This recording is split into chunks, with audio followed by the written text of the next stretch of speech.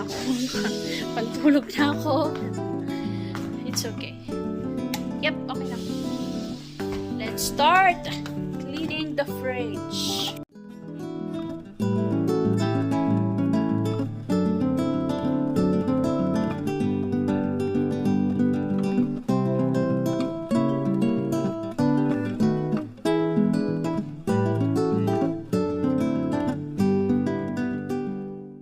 It's 9:51 at isa sa project na gusto kong magawa talaga is itong fridge. So simula nung mga or maybe mas matagal pa, hindi pa ako talaga nakapag-ayos ng fridge.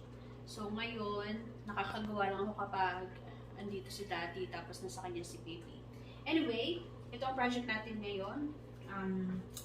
Lilinisin natin, deep cleaning ng fridge, and then tomorrow mag-grocery kami, so mas magandang maglagay ng bagong mga products pag malinis na yung fridge. At least na kapag sort ka na, naalis mo na yung mga expired or yung mga hindi mo na talaga gagamitin na product or nakalimutan mo ng products. So yun, samahan niyo ako maglinis ng fridge today or tonight kasi gabi na. So deep cleaning lang tayo ngayon. I-organize ko siya sa paraan na kaya namin siyang i-maintain. Okay, let's start! So this is the condition or situation ng aming fridge right now. Wala namang masyadong product, kaya nga mag-grocery kami. So this is the fridge. Ang kailangan ko ayusin ang ating freezer.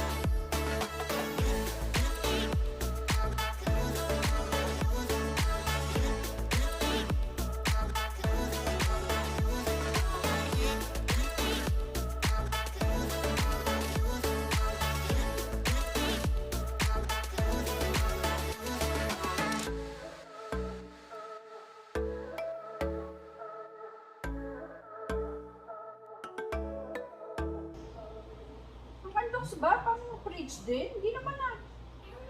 Pwede? Yan naman, matagal na yan. Masok na yan.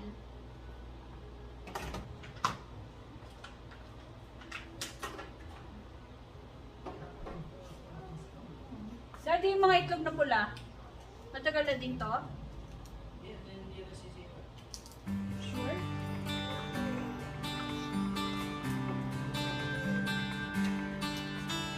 Bakit yung butter na wala sa box? Okay.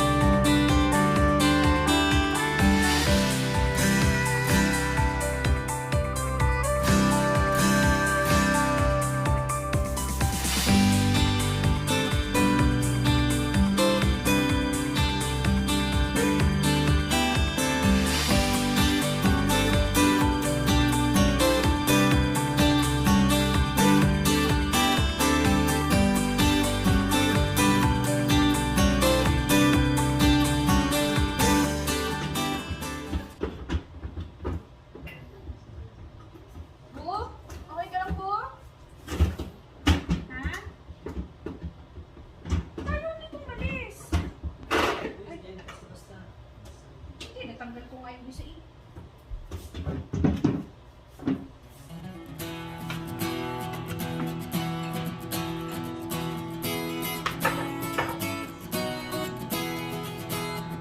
Yan, yung sa suot. Kasi hindi mo nilagay sa taas.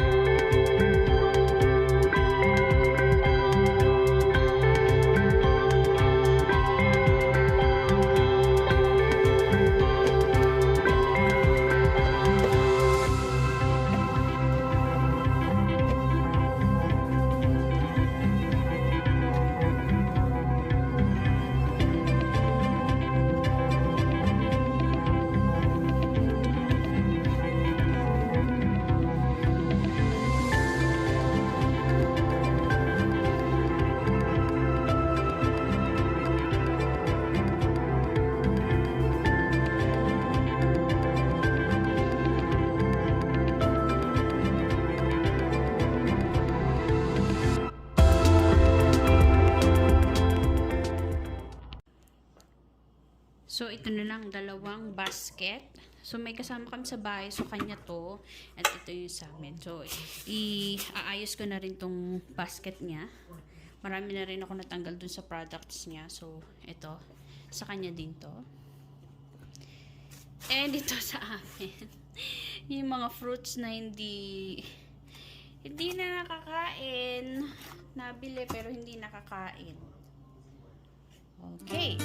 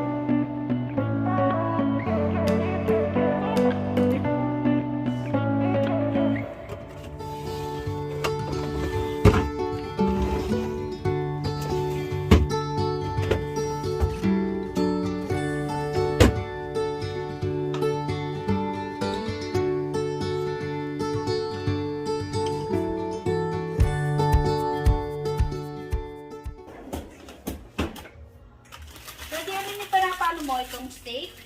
Pero